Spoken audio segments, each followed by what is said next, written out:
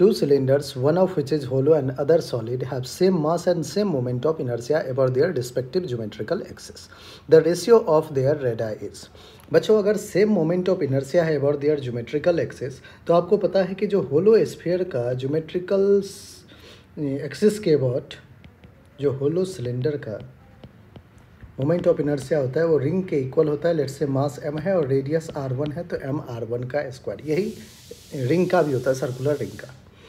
और solid cylinder का तो moment of inertia of solid cylinder about their geometrical axis is m r square by 2.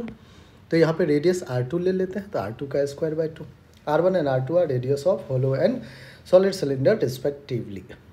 Okay, यही बच्चों solid cylinder का जो मोमेंट ऑफ इनर्शिया होता है वही ज्योमेट्रिकल एक्सिस के अबाउट डिस्क का भी होता है.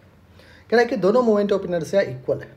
तो according to problem we can say that m r1 square is equals to m times of r2 square divided by 2. Mass ने मास को कैंसिल किया. r1 square upon r2 square is equals to 1/2. That is r1 upon r2 अगर पूछे आपसे तो आपको हो गए अंडर रूट ऑफ 1/2, जिसको मैं 1/√2 लिख सकता हूँ.